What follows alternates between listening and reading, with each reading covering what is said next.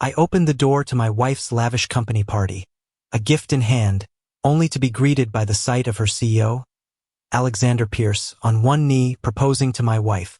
"Will you leave your poor, impotent husband and marry me?" he asked. The crowd erupted in laughter. And then, to my complete shock, my wife said yes. Without a word, I turned and walked away, silently canceling every payment, every trip, and pulling out my 90% share in the company. $357 million worth. Minutes later, my phone lit up with 156 missed calls. Someone showed up at my door. You know that feeling when you walk into a room and instantly know something's wrong? Like when your dog starts acting weird before an earthquake? Or when your mom calls you by your full name? That's exactly how I felt the moment I stepped into the Grand Meridian ballroom, clutching that silver-wrapped gift like some kind of chump. The room was dripping with money. I mean, literally dripping.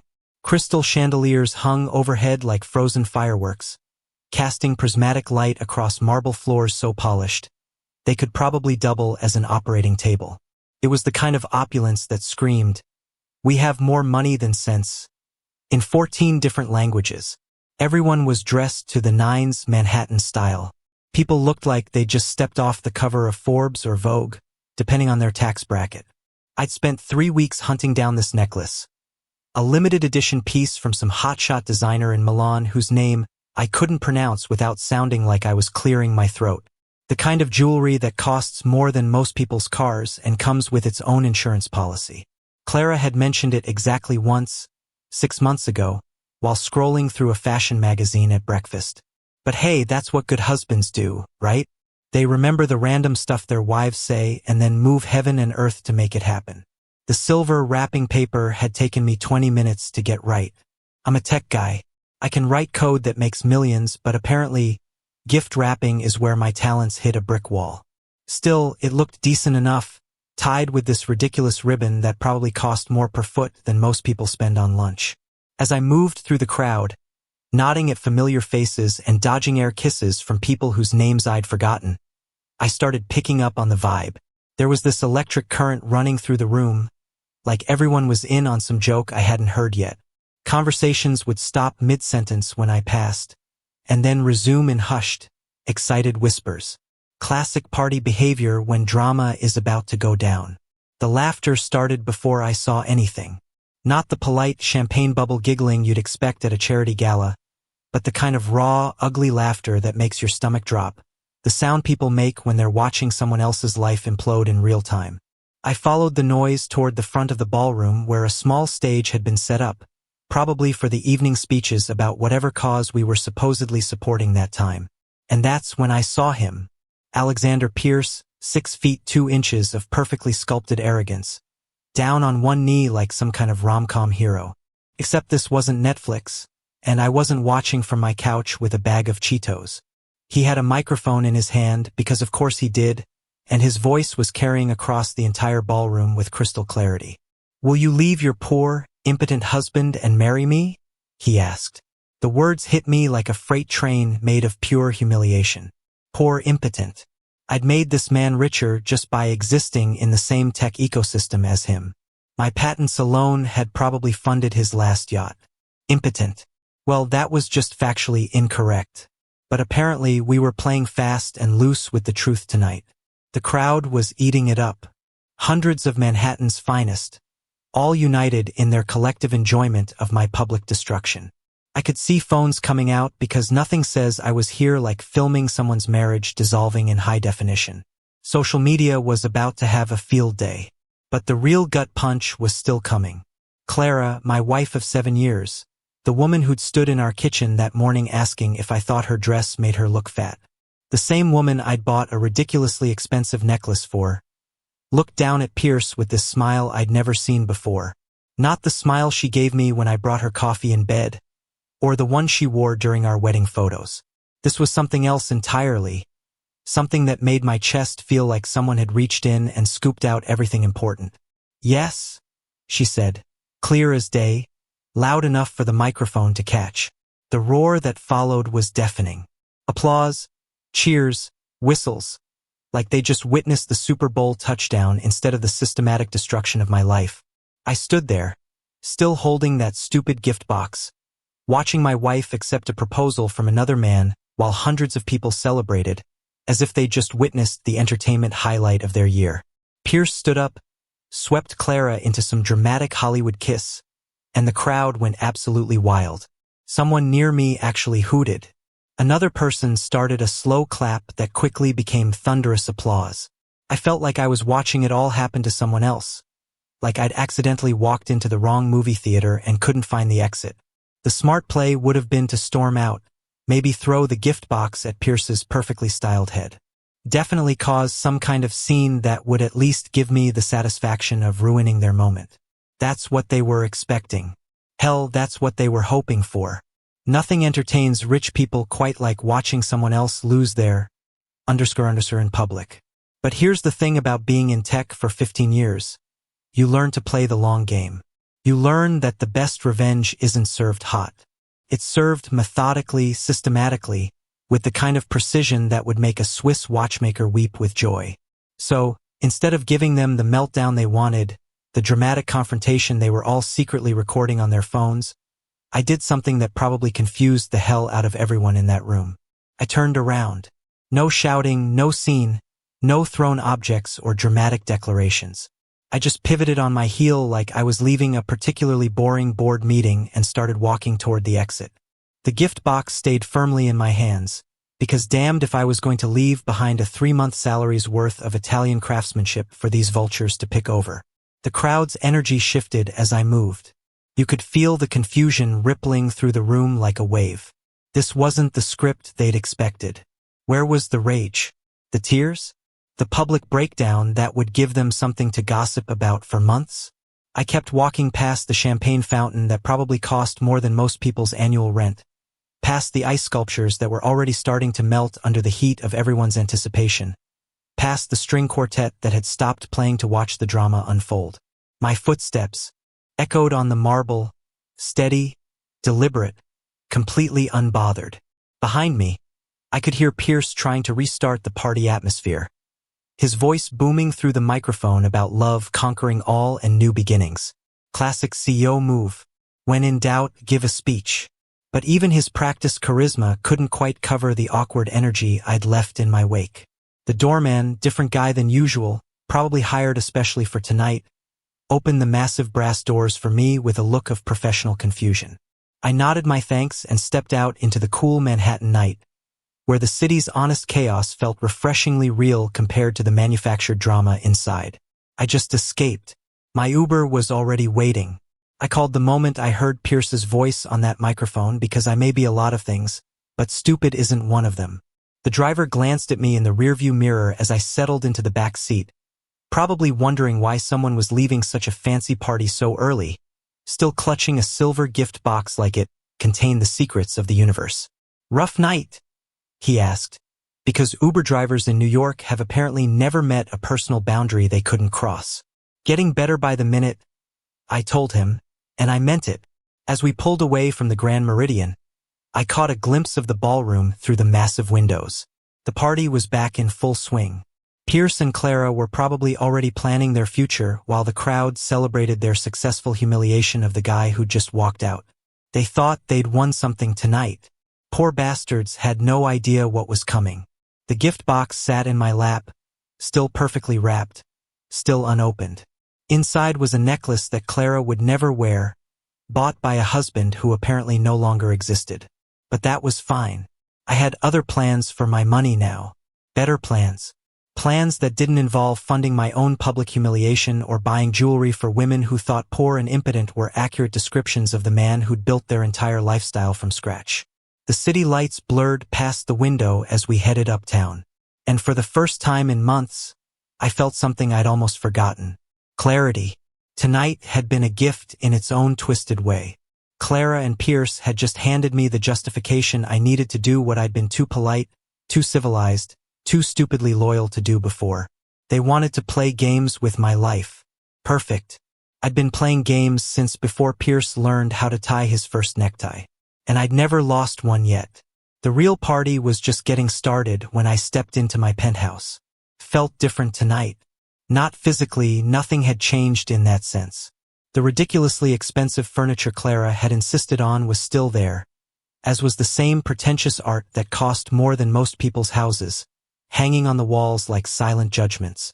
But the energy, that was what had shifted. The place felt lighter somehow, like someone had finally opened a window in a room that had been slowly suffocating for years. I tossed the silver gift box onto the kitchen counter without ceremony, letting it land with a satisfying thud next to a bowl of fruit that probably cost $50 because, of course, everything in our scratch that my life had to be organic, artisanal, and Instagram-worthy. The necklace could stay wrapped forever for all I cared. Maybe I'd turn it into a paperweight or a very expensive reminder of my own stupidity. The marble countertops gleamed under the recessed lighting, reflecting my face back at me in a dozen different angles. I looked tired, which made sense considering I'd just watched my marriage implode in front of Manhattan's social elite. But underneath the exhaustion, there was something else. Something that looked suspiciously like relief. I poured myself 3 fingers of Macallan, the good stuff. The bottle Clara always told guests was Michael's little hobby. Like collecting 25-year-old scotch was equivalent to building model trains in the basement. Tonight, though, it wasn't a hobby. Tonight, it was medicinal. The burn felt good going down. Honest in a way that nothing else had been for months, maybe even years. I'd been lying to myself for so long about what my marriage had become that I'd forgotten what truth actually tasted like. Turns out, it tastes like expensive whiskey and vindication. My office was at the far end of the penthouse, past the living room that looked like it belonged in Architectural Digest and the dining room we'd used maybe 6 times in the past year. Clara preferred eating out, being seen.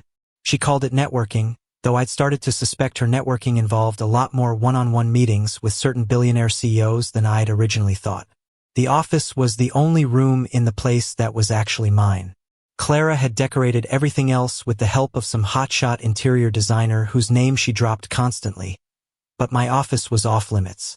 Dark wood, leather chairs, shelves lined with actual books instead of decorative spines, and most importantly, a safe built into the wall behind a painting of the Brooklyn Bridge, because even my safe had to have some style.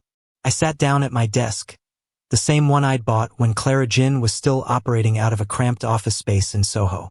Back when Clara was still impressed by my entrepreneurial spirit, instead of embarrassed by my lack of social connections. The wood was scarred from years of late nights, coffee rings, and the occasional moment of frustration when code refused to cooperate. Real wear, honest wear, not the fake distressing you pay extra for at overpriced furniture stores.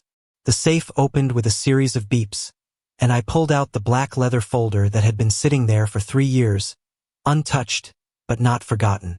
The label read, "Primary Assets," in my own handwriting, applied with a label maker on one of those nights when I couldn't sleep and decided to organize my life like it was a filing cabinet. Clara had laughed at me for it. Who needs paper anymore, Michael? Everything's digital now. Turns out, the guy who built his company from the ground up and didn't trust the cloud with his most important documents needed paper. The guy who remembered that lawyers love paper trails and judges prefer physical evidence needed paper. The guy who'd seen his wife making eyes at other men at charity galas for the past 6 months needed paper. I opened the folder and spread the contents across my desk like I was dealing a very expensive hand of poker. Every document told a story, and together they told the story of how a 24-year-old kid from Queens with a computer science degree and too much ambition had built something worth $357 million. The original incorporation papers for ClaraGen Technologies, filed 7 years ago when I was still naive enough to think love and business mixed well. My signature, Clara's signature, and a witness signature from my college roommate who'd driven over at midnight to make it official. Clara owned 49%. I owned 51%. Seemed fair at the time. Seemed romantic. Even what wasn't in those original papers was the story of everything that came after. The patent applications I'd filed solo, working 18-hour days in a cramped office, while Clara handled business development at lunch meetings that always seemed to involve more martinis than contracts. 23 separate patents, all with my name as the primary inventor, all generating revenue that had funded our lifestyle, our penthouse, our ridiculous grocery bills. The bank statements painted an even clearer picture. The initial funding for ClaraGen had come from my savings, my student loan money, my grandmother's inheritance that she'd left specifically for me to chase my dreams. Not our dreams, my dreams. Gran had been smart enough to put that in writing. Bless her practical heart. $200,000. Every penny documented and traced directly to company operations. Then came the investment rounds, Series A, Series B, Series C. Each one negotiated and closed by me, while Clara handled public relations. The investors' names were all there in black and white, along with the contracts that spelled out exactly who owned what. The math was simple, even if the legal language was dense. Michael Chin owned 90% of Clarigen Technologies. Clara Monroe owned 10%. Mostly as a gesture of marital goodwill that was looking pretty stupid in hindsight. I pulled out my laptop and opened the company's financial management system, the same system I designed, the same one Clara had never bothered to learn how to use. Too complicated, she'd always said. That's what we pay accountants for. Except we didn't pay accountants to make executive decisions about where our money went. And the system required CEO authorization for any transfer over $10,000. Guess who had been happily clicking approve on vacation packages, designer shopping sprees, and mysterious consulting fees without reading the fine print? The first stop was easy, the company travel account. Clara and Pierce had a business retreat scheduled for next week in the Caribbean. A business retreat, right? Because the best place to discuss quarterly projections is obviously a five-star resort where the only quarterly thing anyone cares about is how many mojitos they can fit into 15 minutes of poolside networking. 2 clicks, 1 authorization code, and suddenly Alexander Pierce was going to be vacationing alone. The resort booking, the first-class flights, the mysterious spa package that cost more than most people's rent. All of it canceled with the cold efficiency that only comes from truly excellent software design. Next up, the party. Tonight's little humiliation spectacular at the Grand Meridian hadn't been cheap. The ballroom rental, the catering, the flowers, the string quartet, the ice sculptures, everything had been charged to Clarigen's corporate events account, which, according to the receipts, had been Clara's idea of a networking opportunity that would enhance the company's profile in the community. Well, mission accomplished, honey. The company's profile was definitely enhanced. Just not in the way you were hoping. Stop payment orders are beautiful things when you know how to file them properly. Each vendor got the same automated message. Payment canceled due to unauthorized use of corporate funds. The florist, the caterer, the venue, even the photographer who'd probably captured my moment of public humiliation in high-definition glory. All of them were about to discover that networking events don't pay for themselves.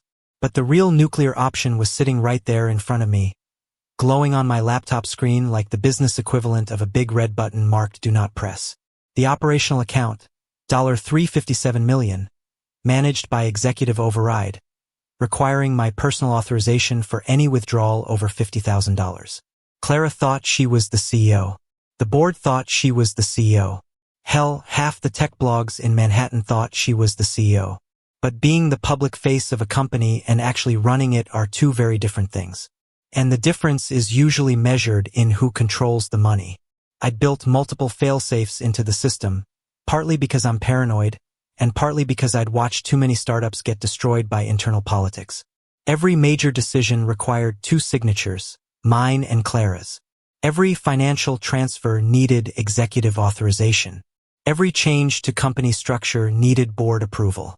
It was bulletproof, assuming both executives were operating in good faith. Turns out, good faith is harder to find than I'd thought. The freeze took exactly 30 seconds to implement.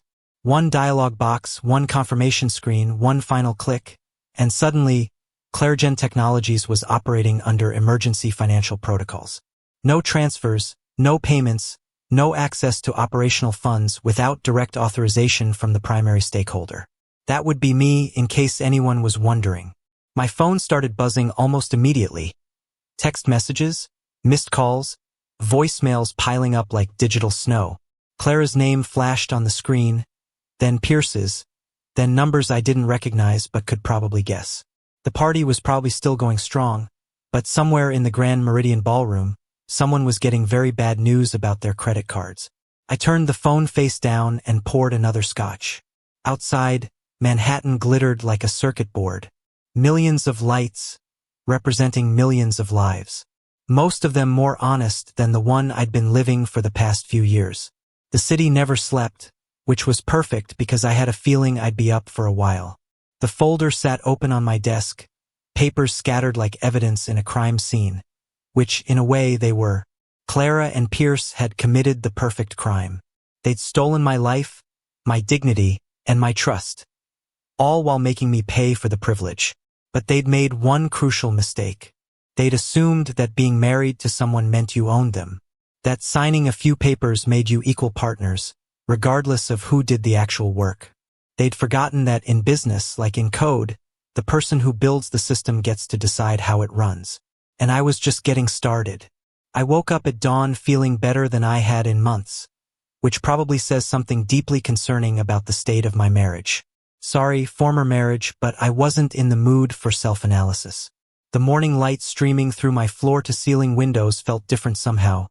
Cleaner, like someone had finally washed away months of accumulated from the glass.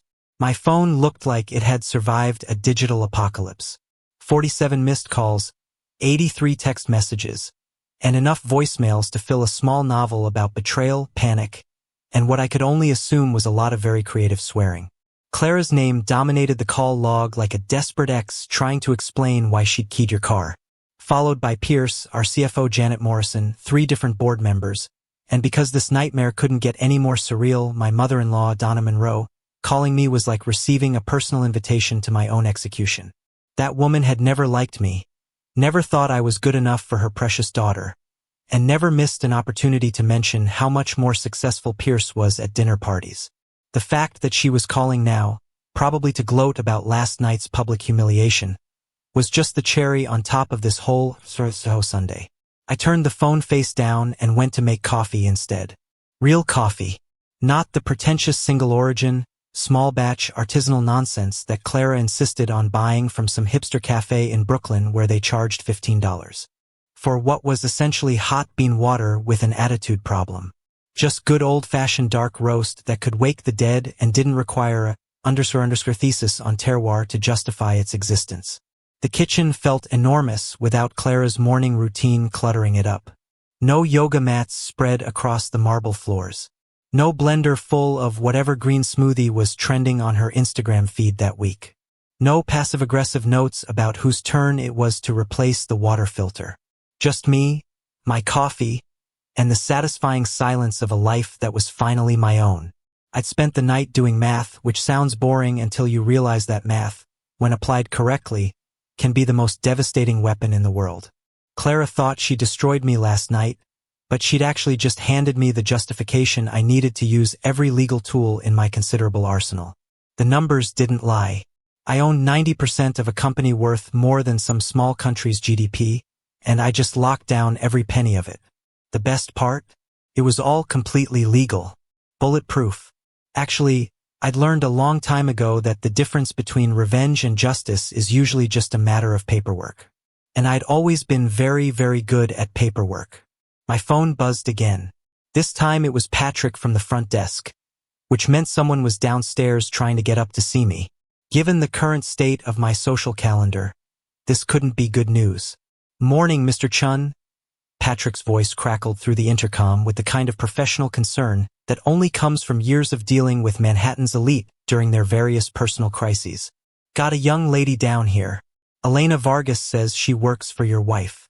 She's, He paused, clearly searching for diplomatic language. "She's pretty upset, sir." Elena, Clara's assistant, 26 years old. Fresh out of Columbia with an MBA she'd probably never get to use because she'd hitched her wagon to the wrong star. Smart kid, but with terrible judgment in employers. I felt a little bad about what was probably happening to her right now. She'd gotten caught in the crossfire of a war she didn't even know was being fought. "Send her up, Patrick." "Thanks." I had just enough time to put on actual clothes. Apparently, greeting crying employees in pajamas sends the wrong message about professional boundaries. Before Elena burst through my front door like a hurricane made of panic and designer handbags. She looked exactly like someone who'd just discovered that her boss's seemingly perfect life was actually a house of cards built on quicksand. Her usually immaculate hair was escaping from its ponytail. Her makeup was smudged like she'd been crying for hours, and she was clutching a Starbucks cup with the desperate intensity of someone who'd already had way too much caffeine and was about to have more anyway. "Mr. Chun, thank God you're here," she babbled, words tumbling over each other like water through a broken dam. "There's been some kind of technical glitch with the company accounts and nobody can access anything. And the payroll is frozen, and the investor meeting this morning got canceled because the conference room booking didn't go through, and Clara's Amex got declined at Starbucks. And she's completely freaking out because Pierce's credit card got declined, too, and their Caribbean trip got canceled." "Elena," I interrupted, holding up a hand. She sucked in a lungful of air like she'd been underwater, then looked at me with the kind of desperate hope that people usually reserve for emergency room doctors or tax attorneys. "Can you fix it? Did Clara send you here?" The question seemed to deflate her a little. "Yes, sir. She said you'd want to know about the technical issues right away and that you'd probably want to get everything back online before it affected business operations." Technical issues. That was rich. Clara thought this was a bug in the system instead of a feature working exactly as designed. She'd spent so many years as the public face of Clara Jin that she'd forgotten who actually built the damn thing in the first place. "Elena," I said carefully, "did you see what happened at the party last night?" Her face went through about 6 different expressions in the space of 2 seconds. Confusion, recognition, embarrassment, and finally a kind of sick understanding that made me feel genuinely sorry for her. She lowered her eyes and nodded, suddenly very interested in the pattern on my marble floor. "I see." I walked over to my desk and pulled out a manila envelope I'd prepared while she was on her way up. Sometimes it pays to be 3 steps ahead of everyone else in the room. "I need you to deliver this to Clara. She has 24 hours to respond. No extensions, no negotiations. No, I need more time to think about it. 24 hours.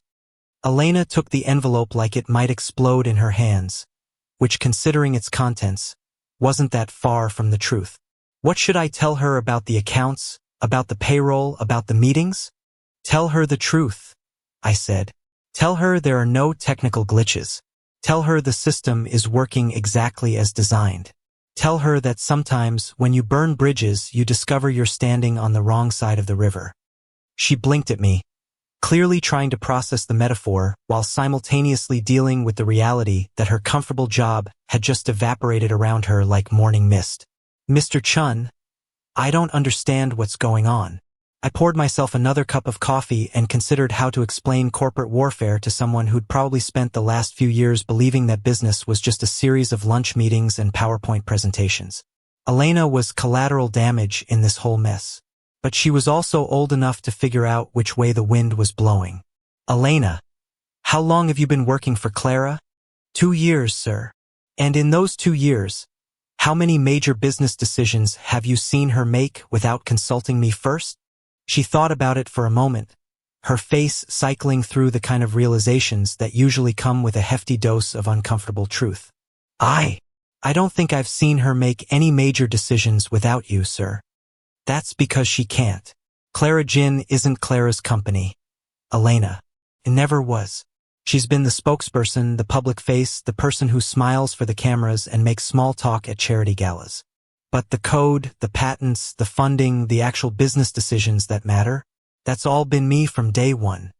I could practically see the gears turning in her head as she started connecting dots that had probably been sitting right in front of her for months. The way Clara always deferred to me on technical matters. The way she needed my signature on everything important. The way she'd panic whenever I traveled for more than a few days. So when she and Mr. Pierce. Elena couldn't quite finish the sentence, but she didn't need to. When she decided to humiliate me in front of 400 people while asking another man to marry her? Yeah, that was a pretty clear signal that our business partnership was over. I sealed the envelope and handed it to her. "This makes it official." Elena stood there for a moment, envelope in hand, looking like someone who'd just realized that the ground she'd been standing on was actually quicksand. What happens to the company? What happens to everyone's jobs? That depends entirely on how Clara responds to what's in that envelope. But Elena, I waited until she looked me in the eye. Whatever happens, it won't be a technical glitch. She nodded slowly, understanding finally dawning on her face like a particularly brutal sunrise. 24 hours. 24 hours, I confirmed. And Elena, when you give this to Clara, you might want to start updating your resume. Just a friendly suggestion. She tucked the envelope into her purse like she was handling radioactive material, which wasn't that far from the truth. Yes, sir. I'll deliver this right away. After she left, I stood at my window looking out at the city, coffee cup in hand, feeling the particular satisfaction that comes from watching a plan unfold exactly as designed. Somewhere across town, Clara was probably still convinced that this was all some kind of mistake, some technical problem that could be fixed with a phone call or maybe a really good IT consultant.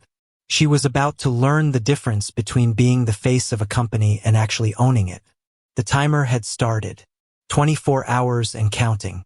After Elena left with that envelope clutched in her trembling hands like a diplomatic pouch containing nuclear launch codes, I sat down at my laptop and did what I do best.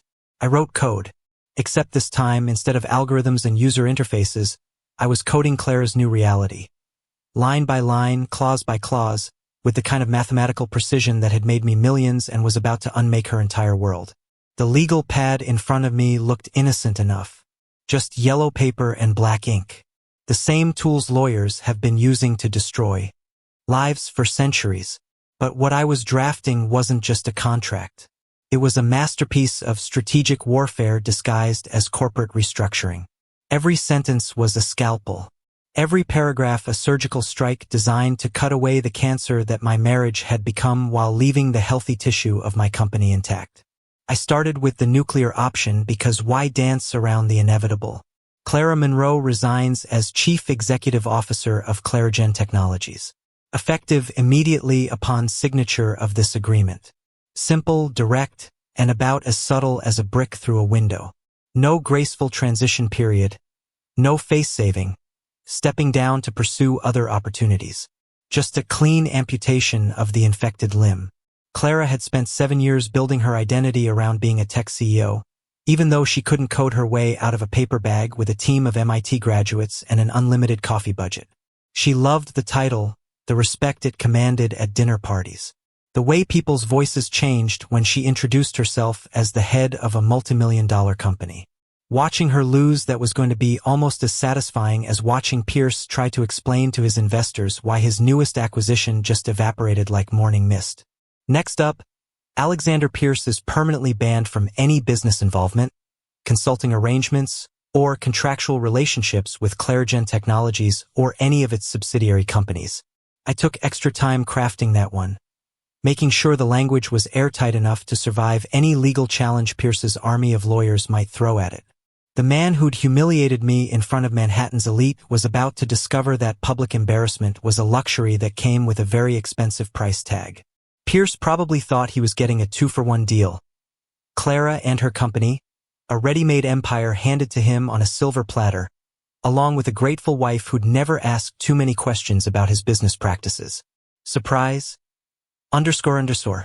The only thing you're getting is a front-row seat to watching your new fiancé's life implode in real time.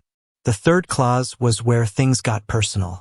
Michael Chin assumes the roles of Chief Executive Officer and Financial Oversight Director with unlimited veto power over any corporate expenditure exceeding $10,000.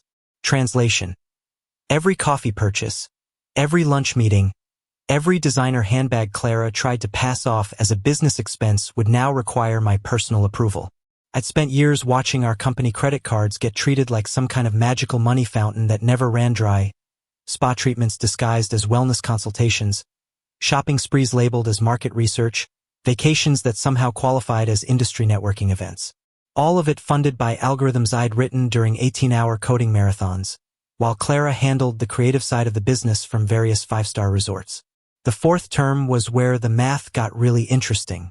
Clara Monroe agrees to repay the sum of $357 million in structured installments over a period of 3 years, beginning 30 days from the date of this agreement.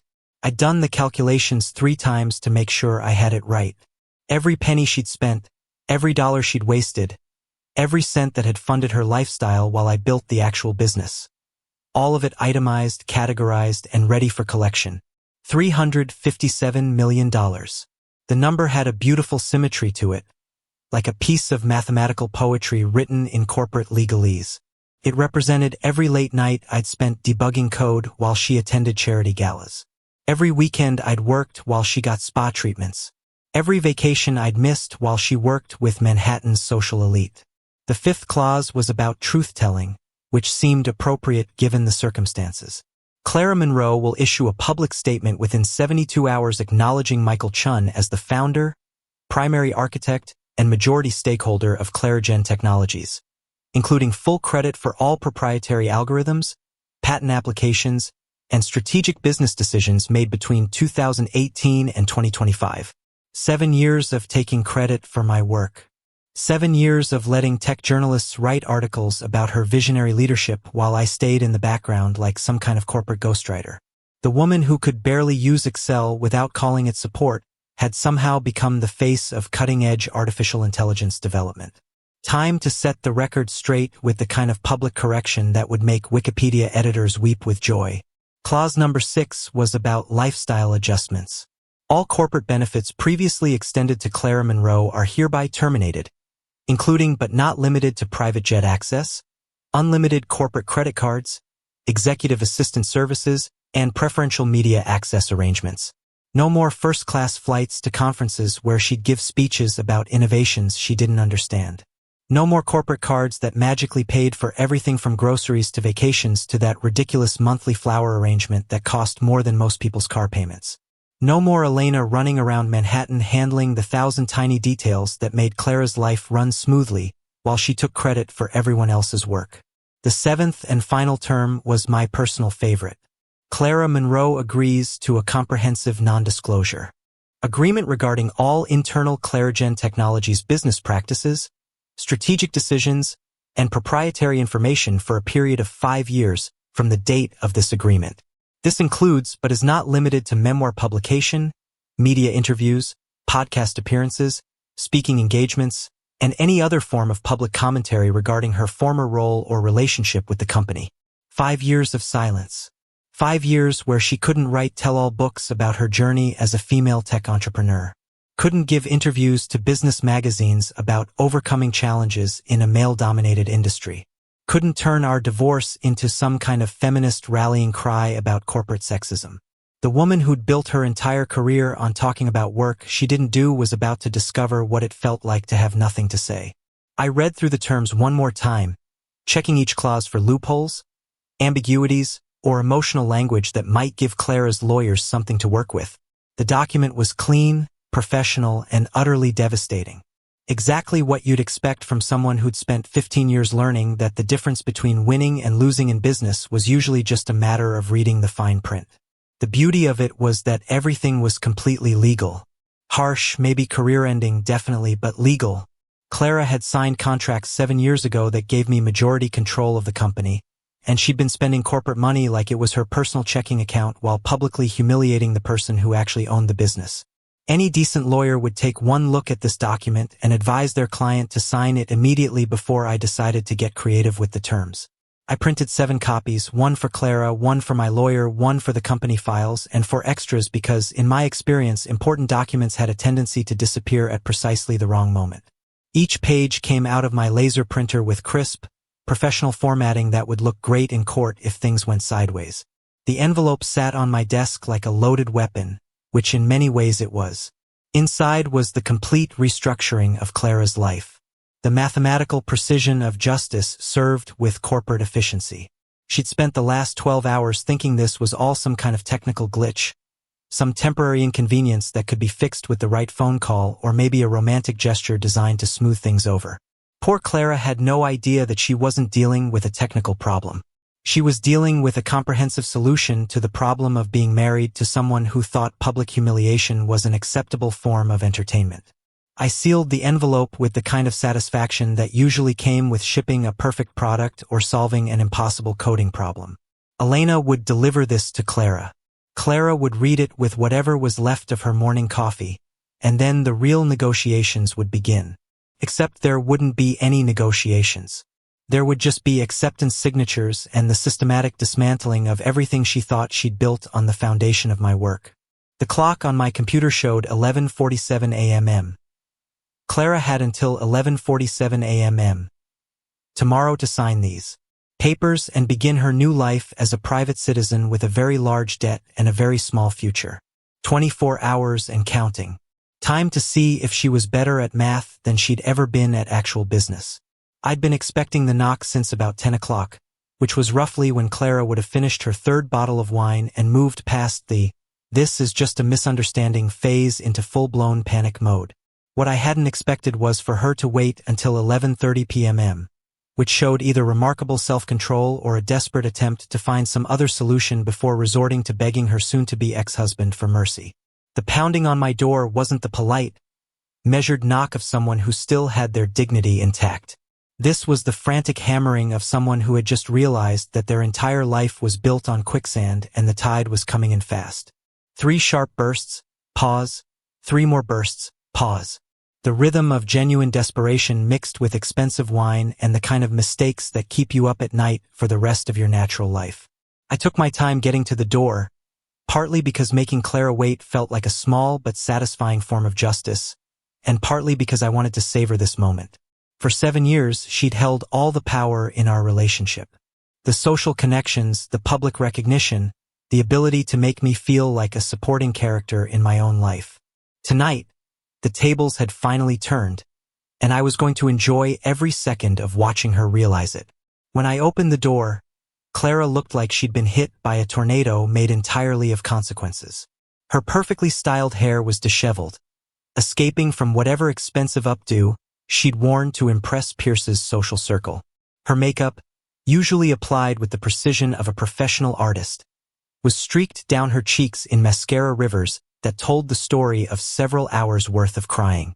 The designer dress from last night, the one she'd probably picked out specifically to look stunning while destroying my life, was wrinkled and stained with what looked like wine and tears and the general messiness of a life falling apart in real time. But it was her eyes that really told the story. Gone was the confident gleam of someone who thought she held all the cards, replaced by the wild, desperate look of someone who just discovered that the cards were actually owned by someone else entirely. She looked like a woman who'd spent the last 12 hours calling lawyers, accountants, and anyone else who might be able to explain how her perfect plan had turned into a perfect disaster. "Please, Michael," she whispered, and her voice was so different from the triumphant tone she'd used last night that I almost felt sorry for her. Almost. "You can't destroy us like this." Us. That was rich. There was no us anymore. Hadn't been for months, maybe years. Last night had just made it official, given it the kind of public ceremony that Manhattan society would be talking about for decades. But Clara had apparently missed the memo about our relationship status, probably because she'd been too busy planning her future with Pierce to notice that her present was built entirely on my goodwill and corporate generosity. I stepped aside and let her into the penthouse. Partly because having this conversation in the hallway would give the neighbors something to gossip about for months, and partly because I wanted her to see what she was losing. This place, with its $1,000,000 view and ridiculous amenities, had been purchased with money I'd earned writing code while she worked at charity lunches. Every piece of furniture, every piece of art, every carefully selected detail that made this place look like it belonged in Architectural Digest. All of it funded by algorithms. She couldn't have debugged with a team of consultants and an unlimited budget. Clara stumbled into the living room like she was seeing it for the first time, which in a way she probably was. She'd lived here for 3 years, but she'd never really understood what it represented. The tangible proof that behind every successful woman was a man who'd done the actual work while she took the credit. "You can't be serious about those terms," she said, collapsing onto the Italian leather sofa that cost more than most people's annual salary. $357 million. "Michael, that's impossible. Nobody has that kind of money just lying around." I poured myself a scotch, the same bottle I'd been working on since yesterday, though it felt like a lifetime ago, and considered how to explain basic economics to someone who'd spent the last 7 years treating corporate finances like a bottomless ATM. "Clara, you spent $357 million of my money. The math isn't complicated." "Our money," she corrected automatically, then seemed to realize how pathetic that sounded given the circumstances. "The company money." It was for business expenses, networking, building relationships. I sat down across from her, far enough away to avoid any desperate physical contact, close enough to see the exact moment when reality finally penetrated whatever fantasy world she'd been living in. Is that what we're calling your affair with Pierce now? Relationship building? Her face crumpled like a piece of paper someone had thrown in the trash, then tried to smooth out again. It wasn't supposed to happen like this. Pierce and we connected at that conference in Miami, and he made me feel important, powerful, like I was more than just your wife. You were more than just my wife, I said, and meant it. You were my business partner, my co-founder, the person I trusted with half my life's work. I took a sip of scotch and let that sink in. And you threw it all away for what? A guy who proposed to you as a public humiliation stunt. Real romantic, Clara, real classy. She started crying again. The ugly kind of crying that happens when someone realizes they've made a mistake so enormous that there's no way to fix it. No way to take it back. No way to pretend it never happened. I never meant for it to go that far. Pierce said it would be fun. A way to make you realize how much you needed me. He said you'd fight for me, that you'd make a scene, that it would prove how much you cared. So, this was all some kind of test? I laughed, but there wasn't any humor in it. You destroyed our marriage in front of 400 people to see if I'd put on a show for your entertainment. It wasn't like that, she started, but I cut her off. It was exactly like that, Clara. You and Pierce turned my life into performance art. Except you forgot that the person you were performing for actually owned the theater. I leaned forward, making sure she could see exactly how serious I was. You erased me with my own money. You used my algorithms, my patents, my work to build a platform for your own ego. And then you used that platform to humiliate me in the most public way possible. This isn't a mistake, Clara. It's strategy, and I play strategy better than anyone you've ever met. She looked around the penthouse like she was seeing it for the last time, which she probably was. Her gaze lingered on the art, the furniture, the view of Central Park that had cost an extra $2 million just for the privilege of looking at trees from 40 stories up. All of it built on work she'd never done, funded by success she'd never earned, purchased with money that had never really been hers. The terms are unreasonable, she said finally, her voice small and defeated. Nobody could live with those restrictions. The money, the public statement, the non-disclosure agreement. You're trying to destroy my entire future. I'm not trying to destroy anything, I said. I'm just making sure that your future is based on your own work instead of mine. Novel concept, I know. She sat there for a long time, processing what that meant, understanding finally dawning on her face like a particularly brutal sunrise. Without my company, my money, my work to hide behind, Clara Monroe was just another failed entrepreneur with good connections and an expensive education. Without the corporate credit cards, an executive assistant, and private jet access, she was just another ex-wife with a large debt and a limited skill set. You recorded the proposal, she said suddenly, looking up at me with something that might have been hope. That video, if it gets out, it would destroy Pierce, too. His investors, his board, they'd crucify him for the publicity. You could use it as leverage, force him to help me pay the settlement. I pulled out my phone and showed her the video I'd taken the night before. Pierce on one knee, the crowd laughing, her saying yes with a smile I'd never seen before. The whole thing captured in high definition, ready to go viral with the press of a button. Then I deleted it. What are you doing? She gasped, reaching for the phone as if she could somehow restore the deleted file through sheer desperation. That was your leverage. Your proof? I don't need proof, I told her, slipping the phone back into my pocket. I have something better. I have ownership papers, patent filings, bank records, and 7 years' worth of documentation showing exactly who built this company and who just pretended to run it. I could see the shock in her eyes, but I didn't care. I wasn't interested in destroying Pierce. He could keep his reputation. But I needed Clara to understand that actions have consequences.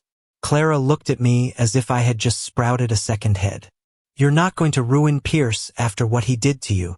Pierce is a symptom, not the disease, I said, leaning back. He saw an opportunity to acquire a successful company through marriage, and he took it. Smart business move actually, except he didn't do his due diligence on the ownership structure. I finished my scotch and set the glass down, finality in the motion. You're the one who betrayed 7 years of partnership for a man you barely know. I continued, my voice cold. You're the one who turned our marriage into a public spectacle. You're the one who spent our money like it was monopoly currency, while I did the actual work of building something meaningful. She crumbled then, really and truly crumbled, her shoulders shaking with the kind of sobs that come from deep inside, the place where people keep their worst mistakes and their biggest regrets. I'll sign, she whispered through her tears. I'll sign your undersur papers. But you're destroying me, Michael. You know that, right? You're destroying my entire life. No, I said, standing up to signal that this conversation was over.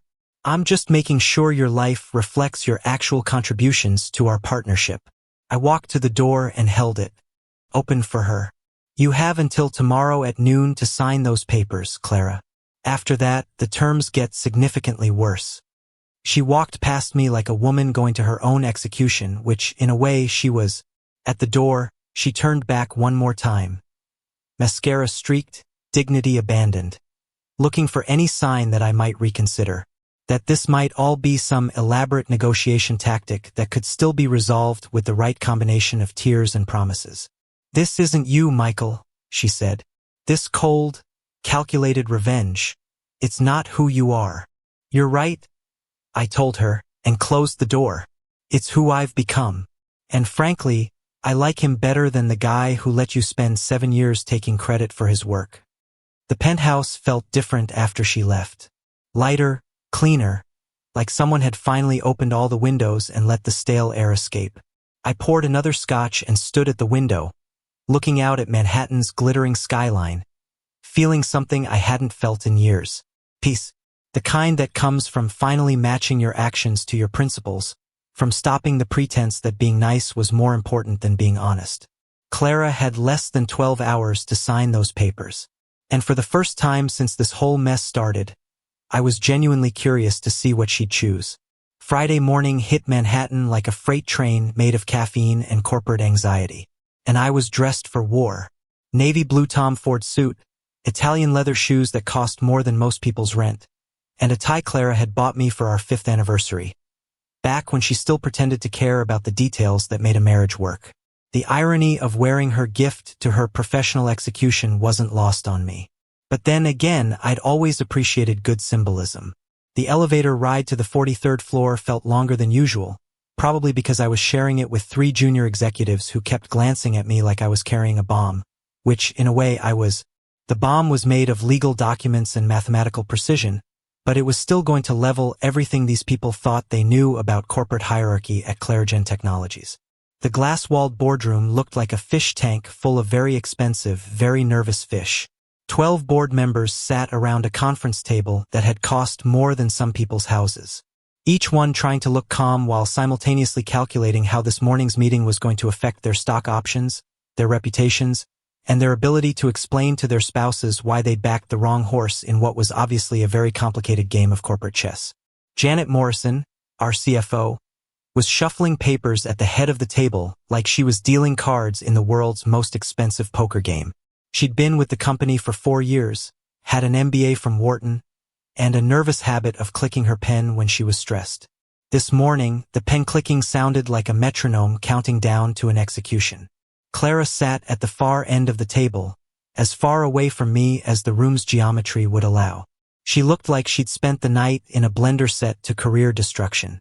Pale, hollow-eyed, wearing a black dress that was probably supposed to look professional but mostly just made her look like she was attending her own funeral, which, in a corporate sense, she was. The signed papers sat in a manila envelope in front of her. Every page initialed, every clause accepted, every term agreed to. With the resigned desperation of someone who'd finally realized that they'd been playing poker with someone who owned the entire casino. She'd beaten my noon deadline by exactly 17 minutes. That showed either impressive efficiency or the kind of panic that makes people sign documents without reading them twice. I walked to my seat with the deliberate pace of someone who knew that every eye in the room was calculating angles, measuring distances, trying to figure out exactly how much power had just shifted and in which direction. The soft sound of my footsteps on the marble floor was the only noise in a room full of people who'd suddenly realized that everything they thought they knew about this company was about to be rewritten.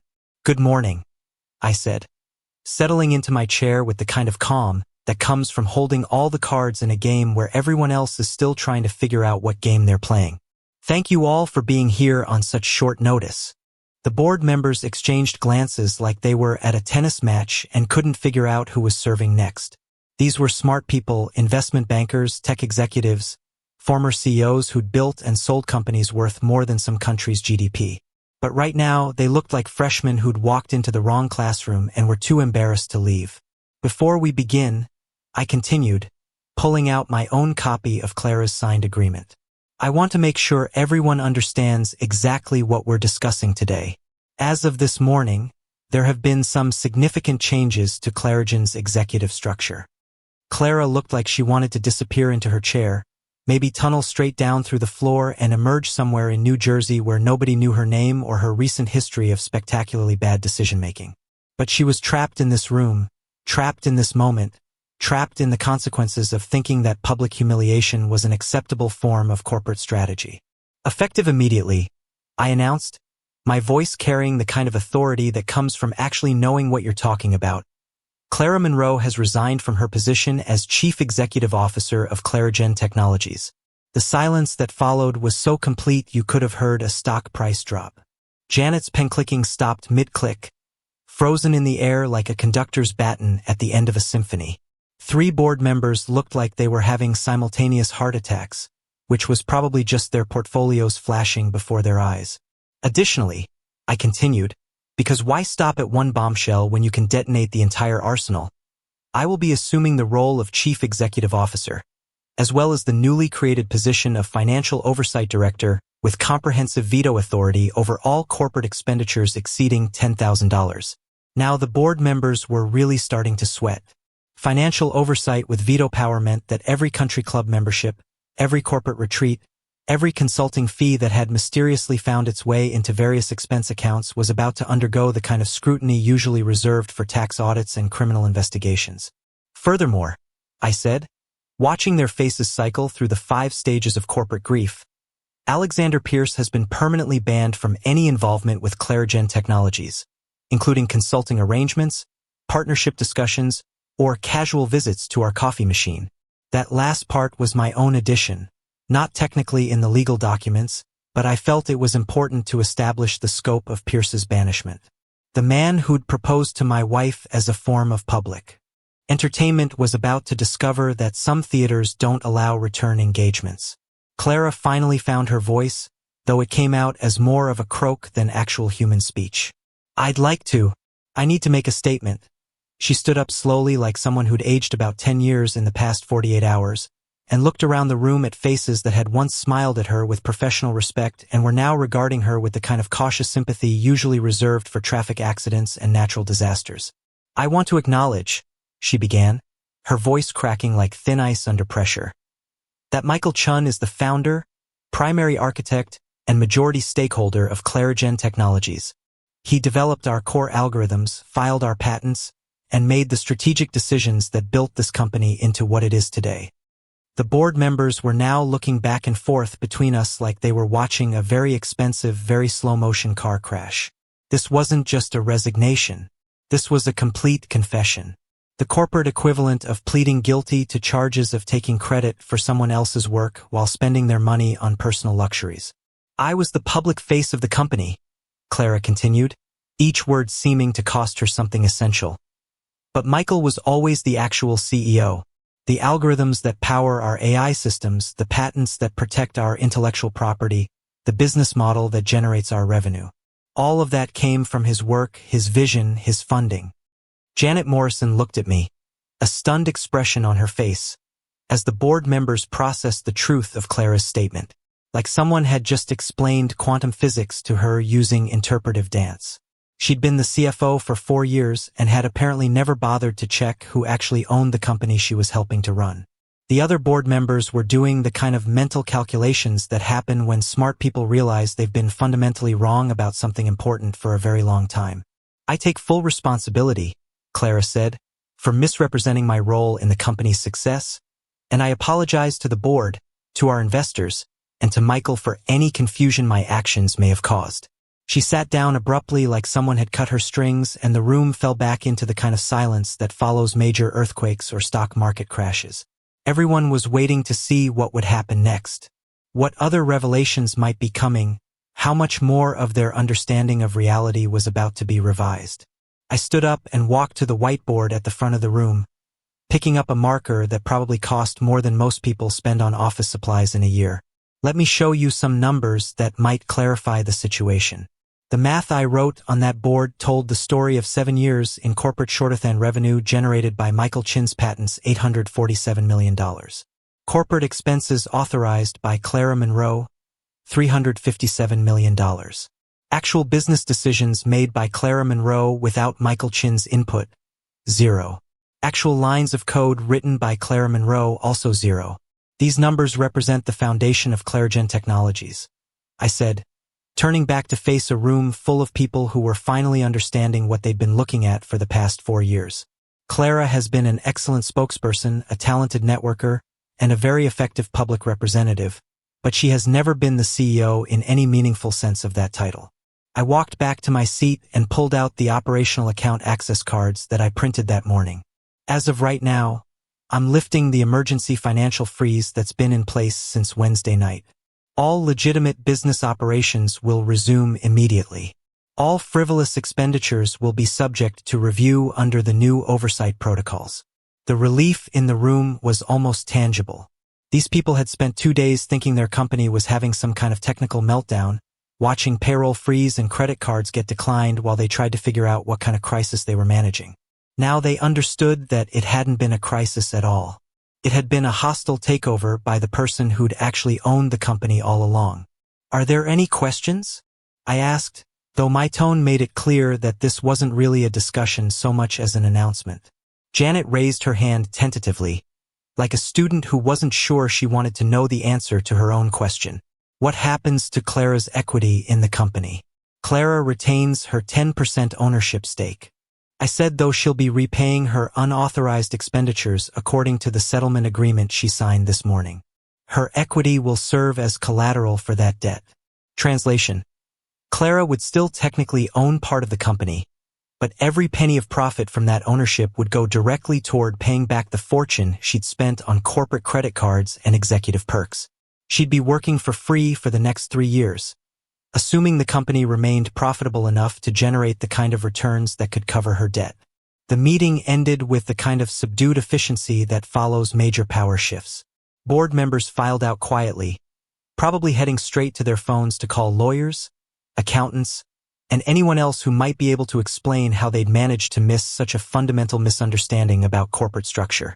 Clara left without making eye contact with anyone, clutching her purse like it contained the last remnants of her professional dignity. I stayed in the boardroom after everyone else left, looking out at Manhattan through the floor-to-ceiling windows, watching the city conduct its daily business of making and losing fortunes, building and destroying careers, creating and eliminating opportunities with the ruthless efficiency that made capitalism such an elegant system when it worked properly. The coup was complete. ClaraGen Technologies now had leadership that matched its ownership structure, financial oversight that reflected its actual priorities, and a very clear understanding of who had built what and when and how. Clara's reign as fake CEO was over. My actual leadership of the company I'd built from scratch had finally begun, and it felt exactly as satisfying as I thought it would. 2 weeks after watching Clara's corporate empire crumble like a sand castle at high tide, I found myself in Brooklyn, standing outside a converted warehouse that looked like it had seen better decades. The neighborhood was all hipster coffee shops and startup dreams. The kind of place where MIT graduates when it changed the world on ramen budgets and pure caffeine. Bright Layer AI occupied the 3rd floor of a building that probably violated half the fire codes in New York, but buzzed with the kind of authentic energy that Clara's polished boardrooms had never managed to capture.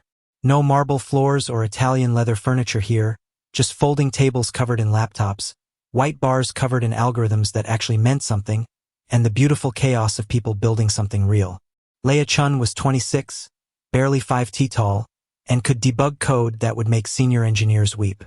Clara had dismissed her pitch 6 months ago with a condescending smile and some underscore about market readiness. Translation: Clara couldn't understand the technology well enough to fake expertise about it at dinner parties. Your AI learns human emotion recognition in real time, I said, watching Leia's team work with the focused intensity that only comes from believing you're solving problems that matter. No training data, no pre-programmed responses, just pure adaptive intelligence.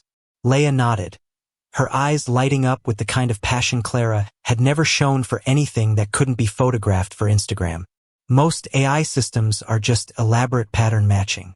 We're building something that actually understands context, nuance, genuine human interaction. I pulled out my checkbook. Yes, an actual paper checkbook, because some moments deserve the weight of physical ceremony. $20 million for 40% equity and a board seat, plus whatever expertise I can provide, which after this week includes a masterclass in corporate restructuring.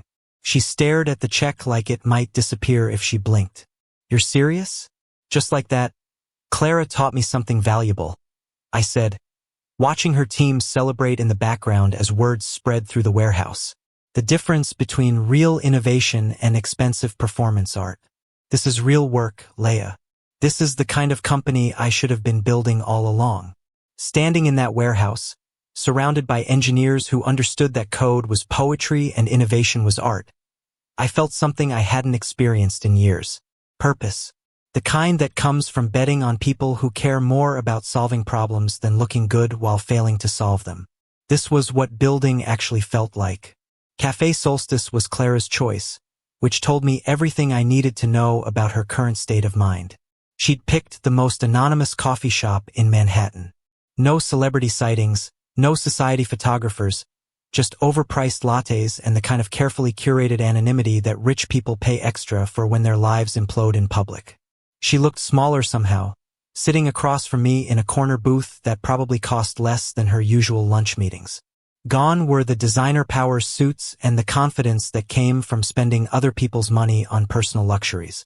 Today she was wearing jeans and a sweater that actually looked like she'd bought it herself with her own credit card using money she'd actually earned. Here's your first draft, she said, sliding a piece of paper across the table like she was passing state secrets to a foreign agent. I read it and immediately wanted to set it on fire. Shared vision, mutual respect. Clara, this reads like a _ Hallmark card written by someone who's never heard of accountability. She flinched at the profanity, which was interesting. The woman who'd publicly humiliated me in front of Manhattan's elite was apparently sensitive about harsh language in coffee shops. This isn't about communication, I continued, pulling out my laptop. This is about credit theft. 7 years of you taking bows for work you didn't do, algorithms you couldn't debug, business decisions you didn't make. I started typing, my fingers moving with the same precision I used for code. We're going to tell the truth, Clara. The whole truth in simple English that even tech journalists can understand. An hour later, we'd crafted something that would have made any crisis management consultant reach for the hard liquor. Clara admitted she'd been the public face while I built the actual company. She credited me as founder, inventor, and majority stakeholder. She even included an apology for misrepresenting her contributions to Clarigen's success. This will destroy my reputation, she said, staring at the final draft like it was her own death warrant. Your reputation was built on lies, I told her. This just makes it honest. At 8 a.m. The next morning, the statement went live across every platform that mattered. By noon, TechCrunch was calling me the silent genius behind Clarigen's success. Forbes wanted an interview about the real story of tech's most successful partnership. Clara's phone calls went straight to voicemail. Mine wouldn't stop ringing. Finally, the world knew who had built what. 6 months later, I was living in a different world. Literally, the Upper West Side apartment was smaller, sunlit, and completely lacking in the pretentious surf that had defined my life with Clara. 2 bedrooms, no staff, no marble countertops that cost more than most people's cars. Just windows that actually opened natural light that didn't require a designer's approval, and the radical concept of living within my actual means instead of someone else's Instagram expectations. Columbia University had offered me a teaching position after the Forbes interview. Apparently, brilliant reclusive tech founder was their ideal faculty brand. 3 days a week, I stood in front of graduate students who actually wanted to learn instead of just network their way to startup funding. It felt like contributing to something meaningful instead of just generating revenue for lifestyle expenses. The apartment building had a doorman named Carlos who knew everyone's names and remembered their birthdays. My neighbors were professors, artists, and people who worked real jobs for honest paychecks. No one cared that I'd built a multi-million-dollar company. They cared that I held the elevator and didn't play music too loud after 10 p.m. Bright Layer was thriving beyond even my optimistic projections. Leia's team had landed contracts with 3 major healthcare systems and 2 Fortune 500 companies. Real clients with real problems, not the vanity projects and celebrity endorsements that Clara had chased for years. The letter arrived on a Tuesday, handwritten on actual paper like some artifact from a more civilized era. Clara had moved to Portland, working at a nonprofit that taught coding to underprivileged kids. Her apartment was small, her salary was modest, and according to her letter, she was finally learning the difference between being important and being authentic. "You tried to teach me that for years," she wrote in her careful script. "I'm sorry it took losing everything to finally understand what you meant." I folded the letter carefully and filed it away. Not forgotten, but finished. My life was moving forward now, measured in genuine accomplishments instead of borrowed glory. The war was over and surprisingly peace felt better than victory ever had. Simple living, honest work, and the quiet satisfaction of building something real with people who actually cared about the outcome. Who knew happiness could be so uncomplicated? Walking through the Clarigen office felt like visiting a museum exhibit about my former life. Gone were the champagne fountains and celebrity partnerships that Clara had insisted were essential for brand positioning. No more fake smiles from employees who'd spent years pretending my wife was a tech visionary instead of an expensive spokesperson with good connections and terrible judgment. The office buzzed with actual productivity now. Lean teams building real solutions. Engineers solving problems that mattered. Developers writing code that would still be elegant 10 years from now. No more meetings about meetings. No more brainstorming sessions that produced nothing but billable hours and catered lunch expenses. A Bright Layer, Leia, had just closed a deal with Microsoft that would fund her team's research for the next 3 years. Real money for real innovation, not venture capital disguised as celebrity endorsements. Her algorithms were attracting clients who understood the difference between artificial intelligence and expensive pattern matching.